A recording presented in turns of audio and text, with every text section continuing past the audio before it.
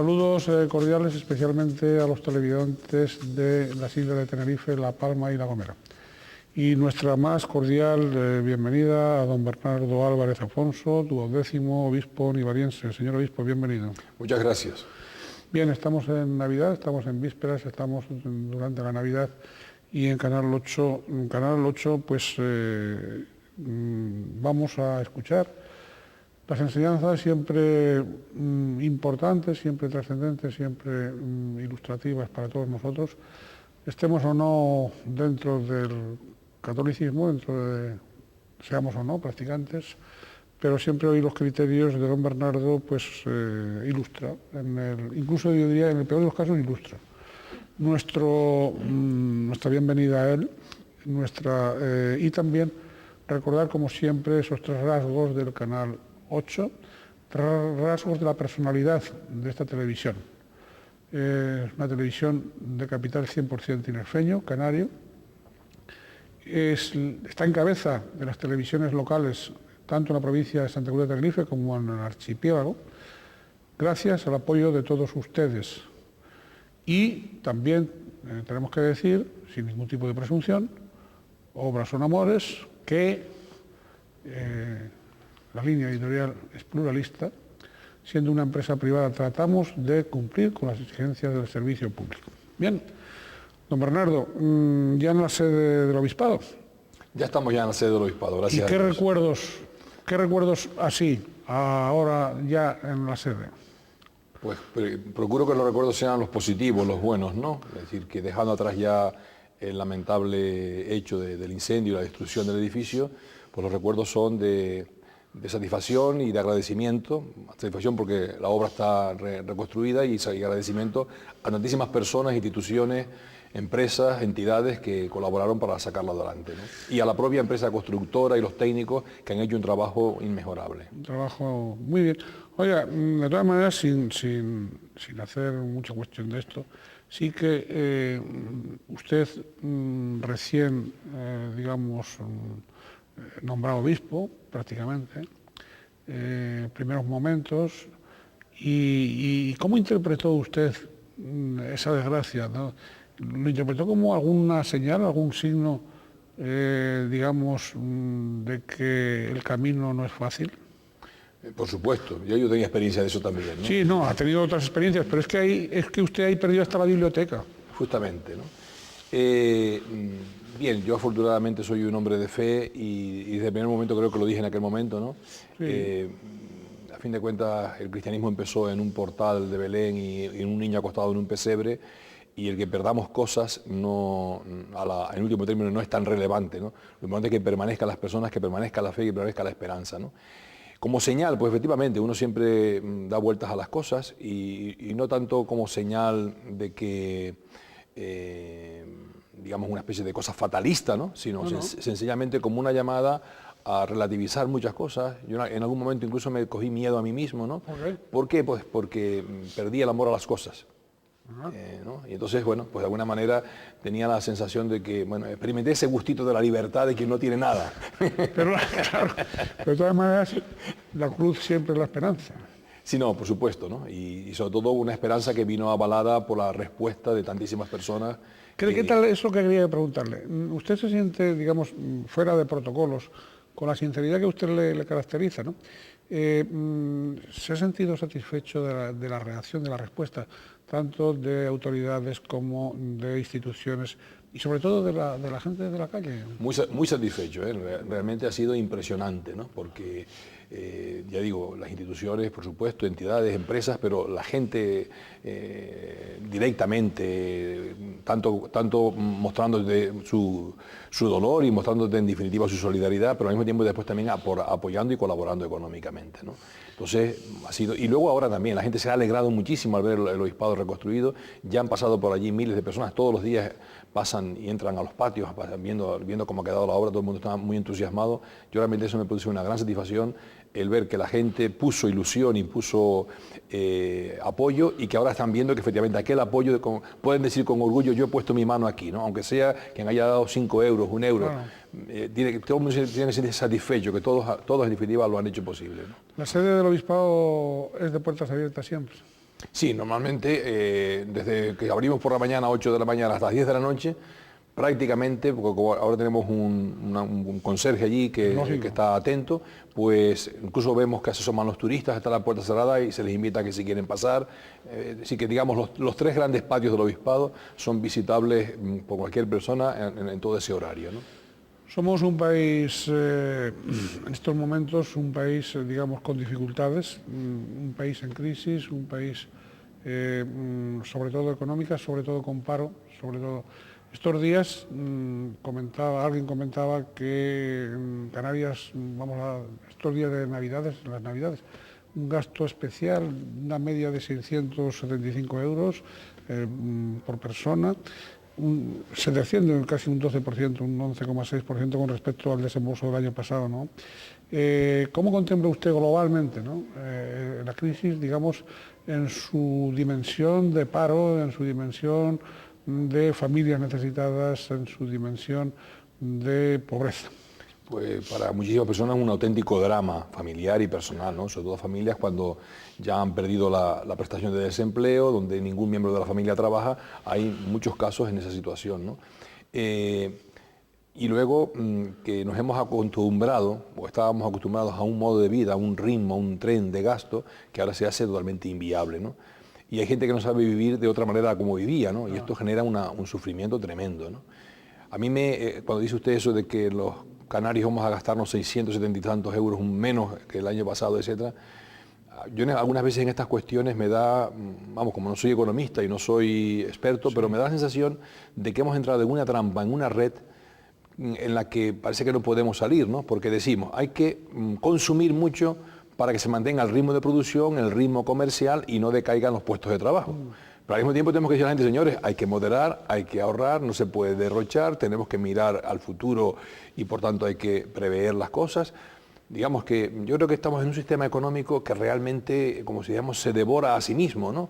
Y que no es fácil salir de él, ¿no? Claro. Siempre decimos que la formación y el trabajo bien hecho es lo que puede ayudarnos a salir de la crisis, trabajar más, etcétera, pero claro, ¿dónde trabaja la gente más? ¿También la crisis también imparte lecciones o puede impartir lecciones? Por supuesto, porque primero yo pienso que nos enseña a ser más humildes, que necesitamos mucho. A veces vivimos como si fuéramos, digamos, los reyes del mambo, como yo suelo decir, ¿no? Sí. Entonces que nunca nos va a pasar nada, que esto lo tenemos todo controlado, que aquí esto no hay quien lo pare, un crecimiento poco menos que indefinido, interminable, y claro, nos damos cuenta que cualquier cosita, y además una cosa, como se suele decir, que respiran allá en Estados Unidos y todos nos movemos, ¿no? Pues ciertamente la situación de crisis, pues también enseña a la gente, luego también hoy hay muchas personas que se dan cuenta de que su falta de formación, su falta de capacitación profesional les está impidiendo acceder a puestos de trabajo. Entonces, bueno, pues esto yo pienso que también incentivando la preparación, la formación profesional, etcétera. Hay quien sostiene que las Navidades son cada vez menos cristianas. ¿Usted comparte ese criterio o no? Bueno, posiblemente en nuestro entorno, diríamos, europeo, occidental, norteamericano, español, etcétera, es posible que efectivamente cada vez vayan habiendo, digamos, desde el punto de vista de la visibilidad pública, menos signos de que aquí está naciendo el Hijo de Dios, que se hace pobre, que se hace humilde, ¿no? Pero en otros lugares del mundo yo pienso que el sentido religioso de la Navidad pervive con una fuerza y yo pienso que incluso se intensifica cada vez más, ¿no? Y es más, curiosamente yo pienso que esta propia situación de crisis económica, donde no se puede uno permitir tanto derroche como en otras ocasiones, también va a permitir a muchas personas centrar la atención en otras cosas, ¿no? Ir a la esencia de la Navidad. ¿Cuál es la esencia de la Navidad? ¿Cuál tiene que ser la esencia de la Navidad? Pues la esencia de la Navidad sobre todo es celebrar que hace 2000 años o más de 2000 años en Belén nació de la Virgen María un niño, y que ese niño, aunque inicialmente no todos reconocieron su origen y su naturaleza y su grandeza, luego, a medida que desarrolla su vida, él se manifiesta como el Hijo de Dios, al que incluso quitaron del medio, lo crucificaron, pero que resucitó. Estamos celebrando, por tanto, el nacimiento, el comienzo de lo que llamamos los cristianos la historia, el comienzo de la salvación que Dios nos ha dado enviando a su Hijo al mundo, ¿no? Esa es la esencia de la Navidad, y por tanto celebrarla significa acoger ante todo a ese niño, acogerlo por la fe, creer en él, apoyarse más en él y en su palabra, confiar, contar con él, y luego imitar, en definitiva, su vida de humildad y de sencillez y de preocupación por los más pobres. Por eso la Navidad siempre va asociada a este espíritu, digamos, espíritu navideño, que es el espíritu de amor, de ternura, de preocupación por los más pobres y por los más débiles. Porque Él se hizo pobre y débil, ¿no? ¿Aún se mantienen tradiciones entre nosotros de la Navidad? Sí, sí, no, por supuesto. Lo que me da pena a veces es que están desconectadas de su origen y de su fundamento religioso. Es decir, se mantiene la estructura, la cáscara, como si dijéramos, ¿no? El Papa Juan Pablo II se lamentaba de que en Europa mantenemos costumbres religiosas, pero con poco contenido de fe. Es decir, que siguen habiendo manifestaciones de tipo popular, folclórico, etcétera, en torno a la Navidad, pero que algunas veces carentes o sin un fundamento, sin hondura espiritual, ¿no?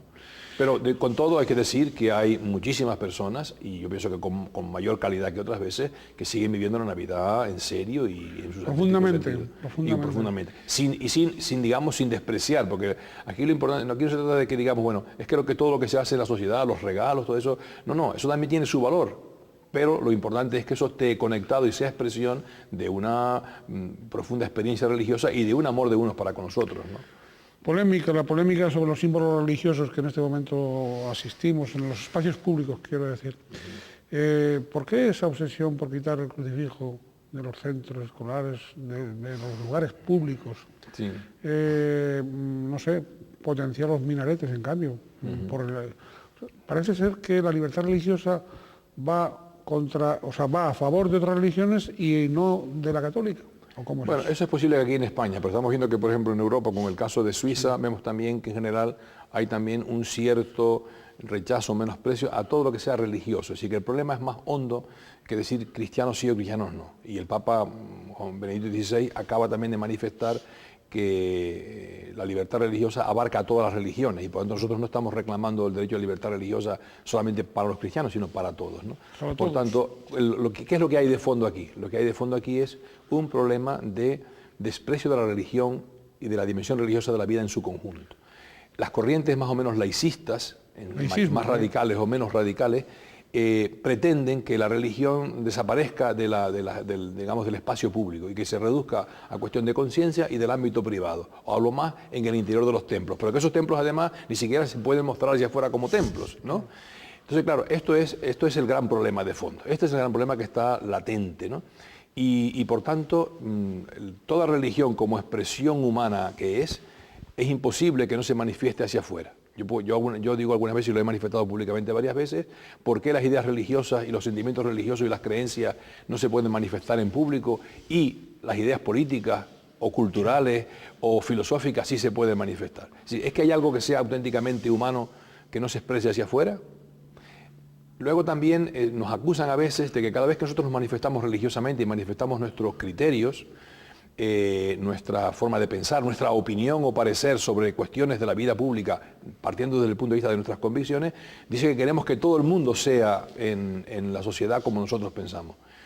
Bien, eso es legítimo. También cualquier partido político le gustaría que toda la sociedad participara de sus ideas y de sus criterios. Y de hecho hacen publicidad, hacen programas de atracción de las personas. Entonces, el derecho de la libertad religiosa, tal como está reconocido por la ONU, dice que la libertad religiosa implica que nadie puede ser, ni se le pueden prohibir, ni se le puede imponer ninguna creencia, y que tiene derecho a manifestar sus creencias en público y en privado, y a proponérselas a otros para atraerle a su propio credo, sin hacer proselitismo. Proselitismo sería cuando yo por coacción, por amenaza, por chantaje, intento traer al otro a mi fe, pero mientras yo se la proponga libremente, sin coaccionar su libertad, estoy en el perfecto derecho de hacerlo, ¿no?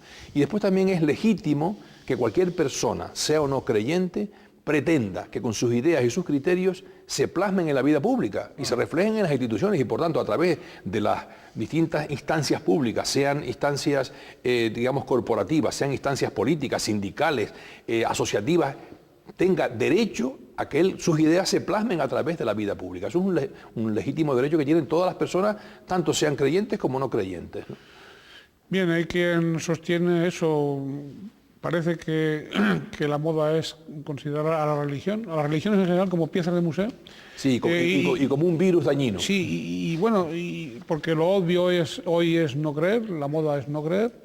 ¿Hay que aceptar eso así o hay que transigir ante eso, ante ese ambiente? Bien, yo pienso que como ciudadanos tenemos derecho a a exigir que se nos respeten nuestros derechos y nuestras propias, igual que otros exigen que se les respeten sus ideas políticas o las que sean, nosotros también tenemos ese derecho y debemos hacerlo. En segundo lugar, yo pienso que la mejor manera siempre de uno manifestar o vivir su propia fe es, o defender su fe, por decirlo de alguna manera, es vivirla con la autenticidad. Ser uno coherente. Entonces el gran problema que tenemos a veces es que vemos que los propios cristianos, ya refiriéndome a la Iglesia Católica, y yo digo, cuando yo hablo, la mayor parte de las veces hablo siempre a los católicos, no hablo a la sociedad, sino a los católicos. Yo pienso que los católicos, uno de los problemas que tenemos es que nosotros mismos no estamos plenamente convencidos ni vivimos auténticamente nuestra fe. Y eso hace que a veces muchos católicos participen de estas ideas que estamos diciendo, ¿no? Claro. Y que les dé lo mismo, que les importe lo mismo que haya o no haya signos religiosos, que le importe lo mismo lo que diga un obispo o no diga un obispo, que le importe lo mismo que haya o no haya aborto o cualquier... Entonces, claro, cuando hay católicos así, en el fondo son católicos que les falta identidad, que les falta, digamos, convicción profunda e incluso conocimiento de lo que significa su fe católica, ¿no? Y claro, en España se manifiestan católicos como un 80%, pero luego en la práctica hay que ver quién de verdad vive y comparte las ideas católicas, ¿no? Usted está diciendo que hay que vivir la fe de un modo práctico. Y práctico y coherente. Y coherente. ¿No? Oiga, sin embargo hay formaciones políticas, no voy a decir siglas ahora, tal, que sobre todo en periodos preelectorales parece como que se acercan a la Iglesia Católica en este caso, como fuerzas políticas únicamente defensoras de la fe, cuando en realidad cuando han tenido la oportunidad de gobernar y gobiernan en algunos sitios, no parecen vivir esos mismos principios cristianos. Claro, ya sabemos que cuando hay campañas electorales todo el mundo aprovecha al máximo los, digamos, estímulos o elementos que la sociedad tiene para captar la atención y atraer a las personas a su propio partido, ¿no? Entonces, unas veces se atrae a la gente ofreciéndole pues una cosa u otra, otras veces dando a entender que estamos apoyando sus creencias religiosas o sus convicciones religiosas. Bien, digamos que el arte de la política, entre comillas, pues es un arte que se presta, como sabemos muchas veces, a instrumentalización de valores y de cosas que la sociedad estima, bueno, para un poco arrimar el ascua a su sardina, como se suele decir, ¿no? Claro. Pero eso lo hacen unos y otros, ¿no? Es decir, que eso es una especie de género literario, diríamos. Sí, pero a veces da la impresión, y si no, no le estoy incitando a usted a que no sea fraternal con sus hermanos de episcopado, da la impresión de que algunos miembros de la jerarquía en sus posiciones tienen todo el perfecto derecho del mundo, por supuesto, faltaría más a tener sus ideas políticas, pero con sus posiciones pueden dar pie a esas creencias de que la Iglesia como tal pues está con un partido político determinado. ¿Usted es partidario de que la Iglesia se vincule a un partido como existió históricamente con la democracia cristiana en otros países, Italia, etcétera? No, digamos que después del Concilio Vaticano II ha quedado claro que la Iglesia ni el cristianismo se identifica con ningún grupo político, aunque lleve siglas de democracia cristiana, por ejemplo, ¿no? Y por tanto, digamos que lo que es la jerarquía eclesiástica, incluso a los presbíteros, los sacerdotes, se les dice que no deben participar ni militar en ningún partido mientras estén ejerciendo ministerios, y que un sacerdote, si quisiera ejercer militar en un partido, tendría que abandonar el ministerio. Porque sí que tiene que claro que los sacerdotes y los obispos servimos a todo el pueblo de Dios, independientemente de su orientación política o de sus ideas, ¿no? Lo que a veces sí que sucede con eso que te estoy diciendo es que interesadamente, cuando se quiere descalificar a la Iglesia, se quiere un poco dejar a la Iglesia en mal lugar, descalificar incluso afirmaciones que son contundentes y fuertes por parte de los obispos, entonces se les atribuye luego este tipo de muletilla. No, esto está defendiendo lo que defiende el partido tal o el partido cual. No, la Iglesia está defendiendo, por ejemplo, cuando defendemos la vida, estamos defendiendo la vida desde hace 2000 años. Y que venga luego un partido defendiendo lo mismo que defendemos nosotros, allá el partido, pero la Iglesia no defiende eso porque lo diga tal partido o porque sea la política de tal partido. Sino la Iglesia está defendiendo lo que son los principios coherentes con el Evangelio y con lo que es su doctrina a lo largo de toda la historia, ¿no? Nueva ley del aborto. ¿Opina usted sobre esa ley del aborto? Es, digamos, ante ese anuncio, ante esas nuevas, diría, ampliaciones del ejercicio del aborto. Sí, vamos a ver. a mí no me gusta hablar de la ley del aborto, ni de esta ni de la anterior, porque me parecen nefastas las dos, esta más que la anterior incluso. Por a mí, yo no hablo de la ley, yo hablo del aborto. Y el aborto es un crimen, la vida humana es un don de Dios sagrado desde el momento mismo en que el ser humano es concebido en el seno materno hasta su fin natural, y por tanto cualquier atentado contra esa vida de una manera directa es un crimen. Ese es el principio fundamental que yo digo.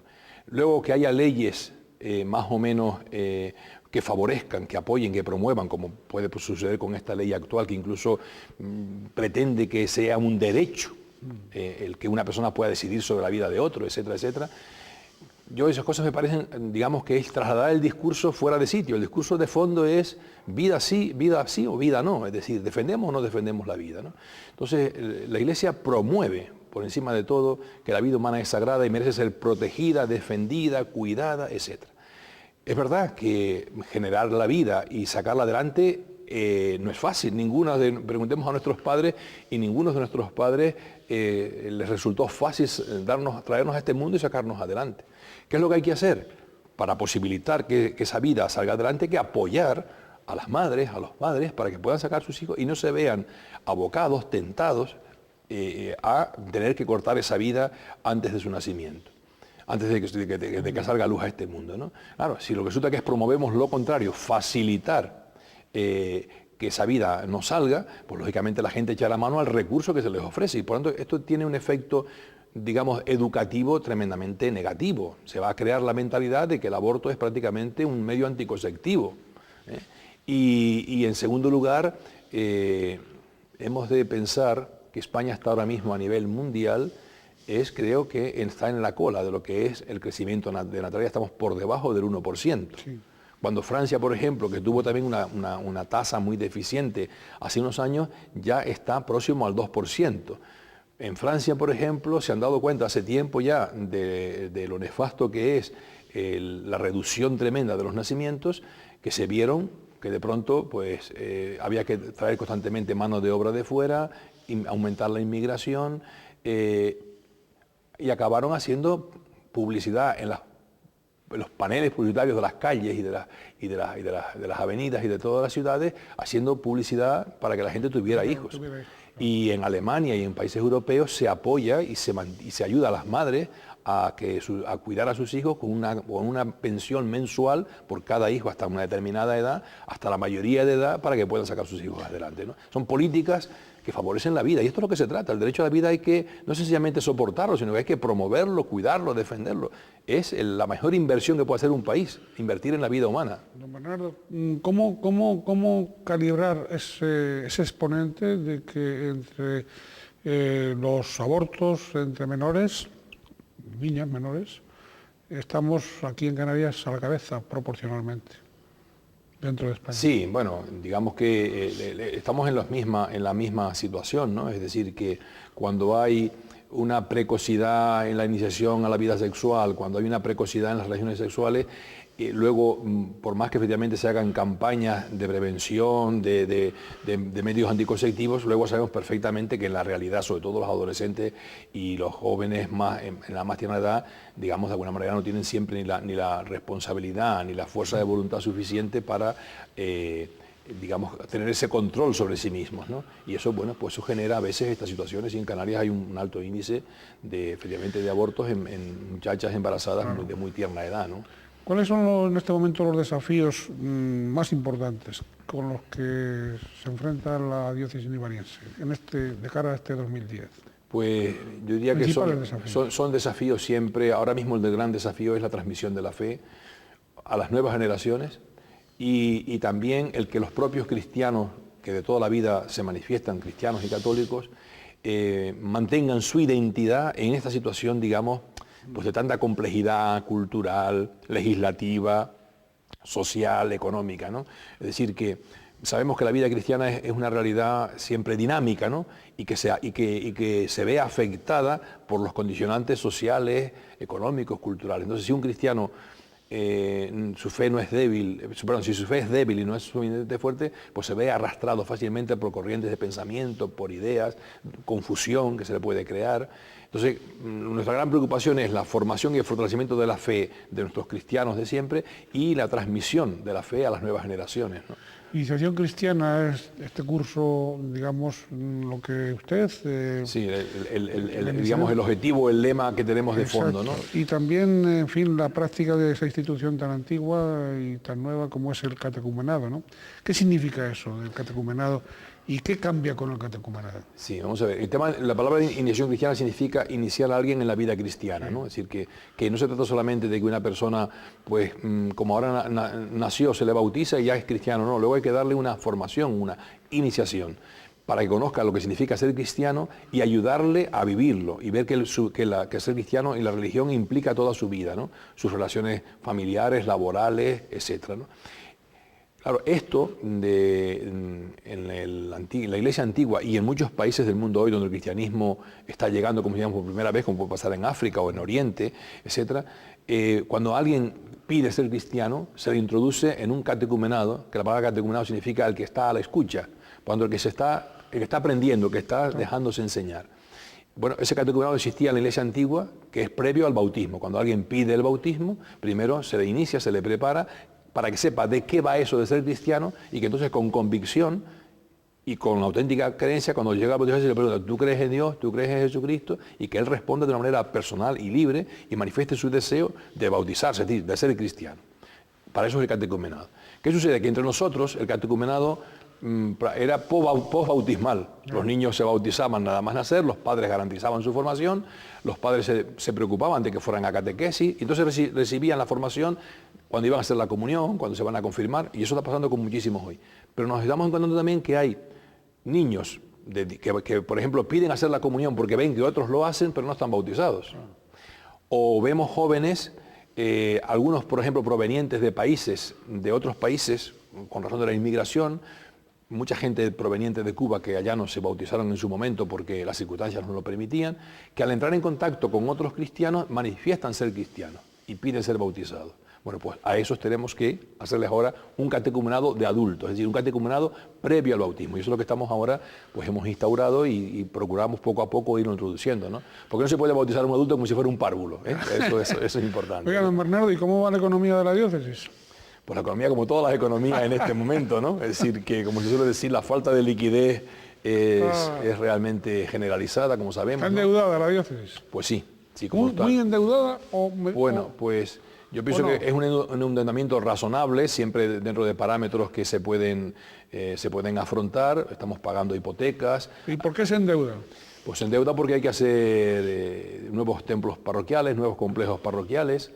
Hay que hacer obras de restauración, hay que hacer, digamos, cantidad de obras, incluso, usted, por ejemplo, si yo digo aquí, por ejemplo, que Cáritas está endeudada con una alta deuda, ¿por qué se endeuda Cáritas? Pues porque muchas veces va más allá de sus posibilidades en la atención a las personas necesitadas. Pero ¿por qué hay algunos organismos que remiten a Cáritas? Es decir, en lugar de afrontar ellos las atenciones... Pues porque tendrán escasez de recursos como tenemos nosotros, es decir, que las necesidades a veces son enormes, ¿no?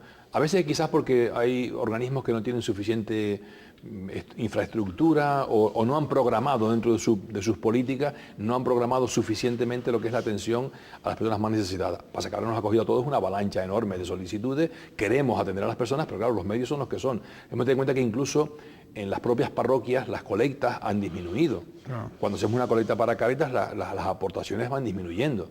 Entonces estamos haciendo un llamamiento especialmente a las personas económicamente más pudientes, que este es el momento de demostrar la solidaridad, ¿no? Y de ser más generosos, ¿no? Entonces, diríamos que la economía de la diócesis en general, pero incluso, por ejemplo, digo que Cáritas, pues siempre estamos, digamos, en una situación de déficit, pero siempre, eso es permanente. ¿Por qué? Porque queremos llegar más allá de lo que podemos, ¿no? En cualquier barrio nuevo de Santa Cruz o del sur de Tenerife, donde acometemos la obra de una iglesia, primero hacemos el complejo parroquial para poder ya meternos allí, celebrar misa, aunque sea en el salón parroquial, y poder tener, pues, la catequesis. Claro, esa obra, terminarla completa, se va haciendo con las ayudas de la gente, con alguna ayuda oficial que obtienes, pero siempre te quedas endeudado. Claro. Y tienes que seguir años y años pagando ahí una hipoteca para poder tener esa infraestructura, si no, no la podrías tener, ¿no? Y luego está el gasto de las piedras viejas, que digo yo, que es la restauración. ¿Cómo se comportan nuestras instituciones, comunidad autónoma, cabildos, ayuntamientos, en eso de la restauración de los templos y también en la creación de nuevos templos, ¿no? ¿Cómo responden? Bien, en la creación de nuevos templos, para empezar por lo último, sí. Actualmente, desde hace ya varios años, creo que desde el gobierno de don Román Rodríguez, creo, o incluso antes, se estableció una especie de convenio entre las dos diócesis y el gobierno de Canarias, donde anualmente asignan una cantidad, en este momento está en torno a los... ¿Los 100 millones de las antiguas pesetas, cuánto sería? 100 millones de las antiguas pesetas, pues yo calculo son 166 por cada euro. Bueno, estamos hablando como de menos, medio millón de euros, 600.000 euros, una cosa así. 600.000 euros para sí. Pues eso es lo que se asigna a cada diócesis anualmente. Por lo menos ahora tenemos, en cada legislatura se renueva el convenio. Bien. Y con ese dinero, pues vamos ayudando a hacer iglesias, sobre todo el gobierno presta ayuda en ese sentido porque son equipamientos en zonas nuevas donde hace falta elementos de cohesión social, claro, y entienden, no, ellos probablemente no dan el dinero para un templo, sino para un complejo parroquial donde se da catequesis, se hace servicio de cáritas, se ofrecen incluso cursos a la gente en estos barrios nuevos, donde se... Actividades culturales también. Actividades culturales donde se presta un servicio de cohesión social. Digamos, a ese nivel esa es la ayuda que estamos teniendo. Luego, en algún caso, en cada municipio los ayuntamientos también hacen algún apoyo puntual para eso. En cuanto a patrimonio, pienso que en esto sí, afortunadamente estamos funcionando muy bien, por lo menos en lo que yo me refiero a nuestra diócesis y en general, porque incluso hay una comisión mixta de todas las dos diócesis con el gobierno de Canarias, eso funciona muy bien. Y después, en cada isla, como la competencia en patrimonio histórico es de los cabildos insulares, que son los que tienen los recursos económicos para esa finalidad, entonces tenemos convenios también firmados con cada cabildo insular. Y hay una comisión mixta, iglesia, obispado, con cada cabildo, con el cabildo de Tenerife, con el cabildo de La Palma. Entonces ahí se van estudiando y acometiendo las restauraciones sobre todo a nivel de patrimonio arquitectónico y también patrimonio mueble, como pueden ser retablos, pinturas, esculturas, ¿no? Y en ese sentido, afortunadamente, ahora claro, ha bajado el presupuesto y... ¿Los cuatro cabildos se comportan más o menos igual o hay unos mejor? El de Tenerife siempre muchísimo más, primero porque quizás yo pienso que hay... Tiene más recursos. Hay más patrimonio, más recursos, más sensibilidad. Yo pienso que en ese sentido, tanto los directores o los consejeros de cultura como la propia presidencia del Cabildo ha mostrado siempre una especial sensibilidad por todo lo que es el patrimonio de Tenerife y por tanto digamos que se vuelcan de una manera realmente extraordinaria, ¿no? Oiga, no solo son las atenciones sociales a través de Cáritas, a través de tantas instituciones de la Iglesia, digo aquí, en las islas, también son acciones educativas, ¿no? Y también la asistencia religiosa de todos los sacerdotes, los religiosos, las personas, digamos, consagradas, etcétera, etcétera. Usted como pastor, ¿qué tiene que decir de todas estas personas, de todos estos movimientos eclesiásticos, de todas estas organizaciones de fieles? ¿Qué tiene que decir? Pues primero que nada, que son una manifestación de que el Espíritu Santo está vivo y activo en la Iglesia, que Jesucristo vive y reina, porque en definitiva todas estas personas hacen lo que hacen y se dedican a lo que se dedican y actúan como actúan, sacerdotes, religiosos, religiosas, laicos comprometidos, etcétera, porque están movidos por su fe y movidos por el impulso interior del Espíritu que les empuja a vivir como cristianos, porque en definitiva eso es lo que hacen, vivir como cristianos. Está claro que, por ejemplo, las personas religiosas consagradas se dedican a la tarea educativa, o se dedican a la asistencia de ancianos, o trabajando en parroquias también, colaborando en las parroquias, en definitiva, son personas que se consagran totalmente a eso, ¿no? Por lo tanto, eso es fruto de una vocación, de una llamada de Dios a las que ellos han respondido y en la que se mantienen por la fuerza de Dios y la fuerza del Espíritu, ¿no? Entonces yo primero que nada reconocer que el Señor, como si dijéramos, sigue actuando en el mundo y en la historia a través de personas, ¿no?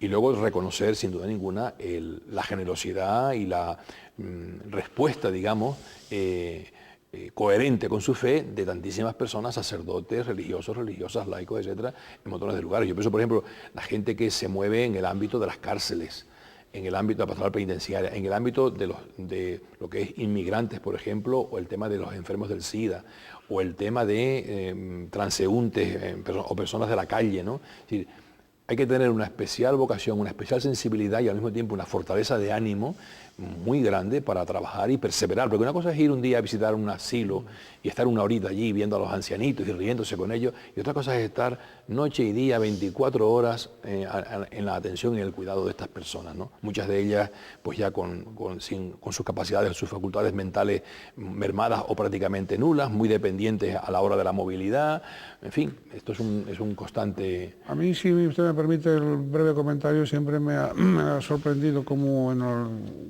algunos pues siempre hablan de la Iglesia como crítica y tal, y en cambio nunca reflexionan en este tipo de conciudadanos y conciudadanas que están dejándose la vida en lugares, digamos, sin presumir, sin ir proclamándolo, sin salir en los medios de comunicación, Exacto. sin tal, y que están en ese sacrificio que no tiene, vamos, como decía la expresión popular, no es pago con dinero, ¿no? Exacto. Todo eso se hace por lo que se hace, ¿no?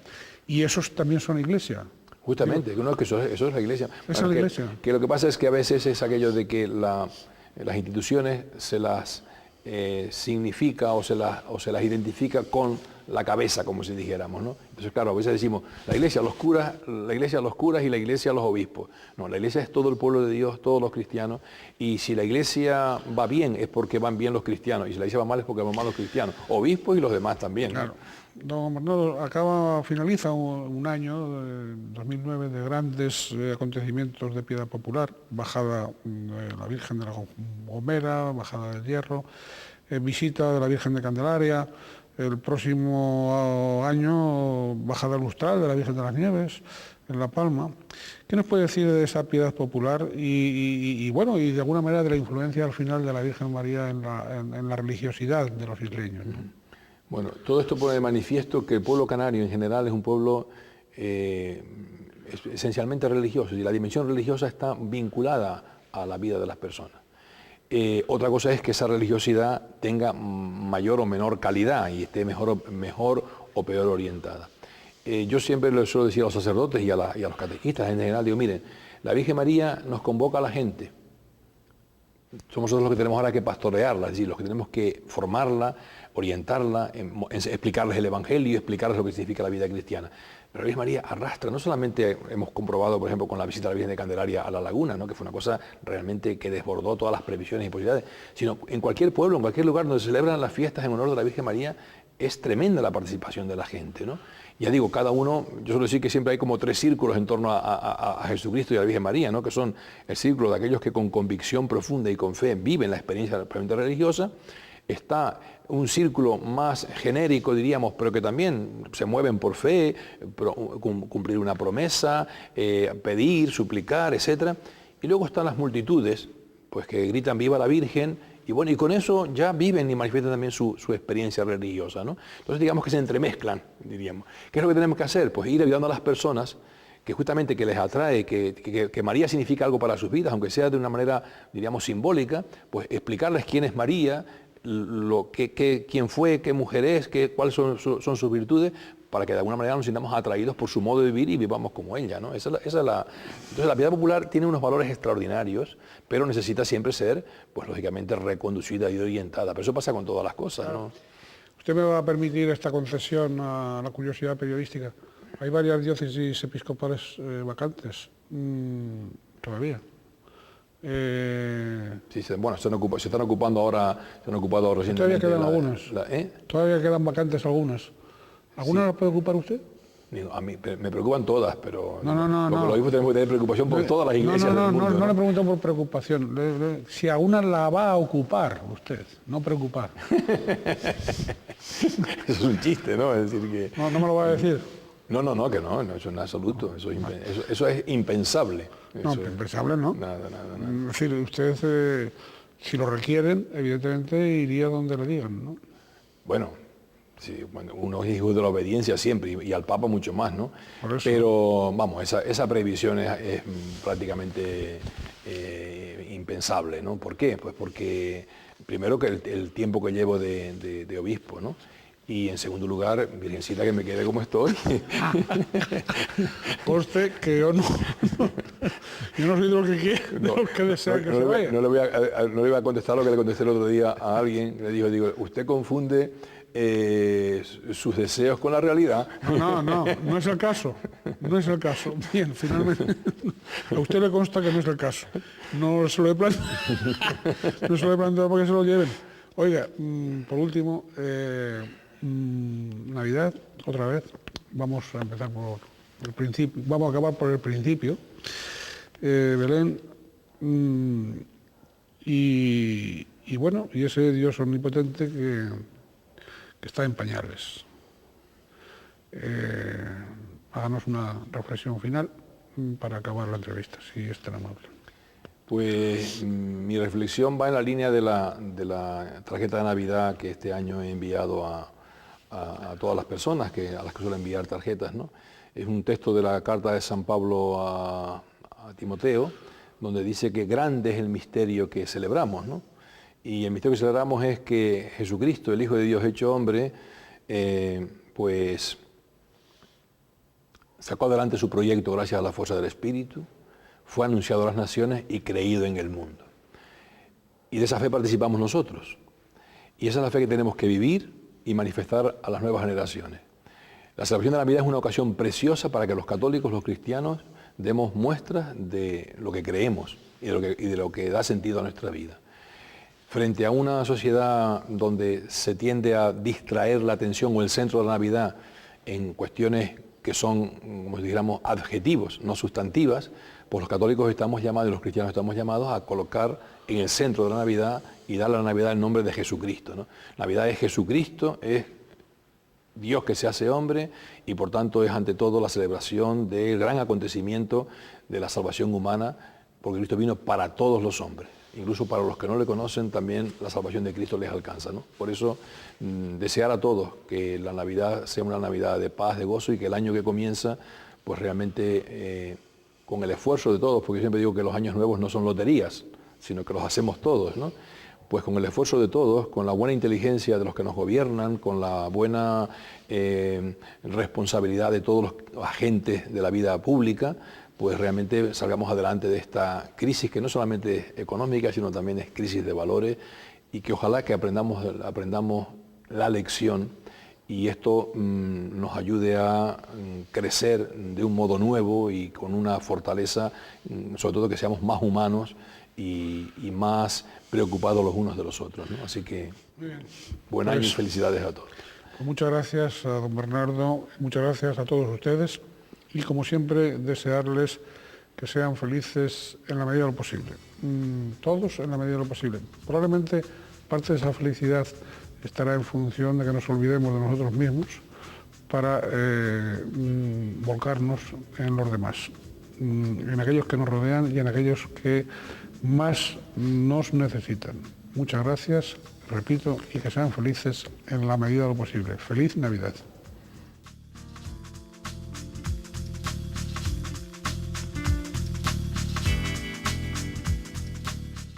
Yeah.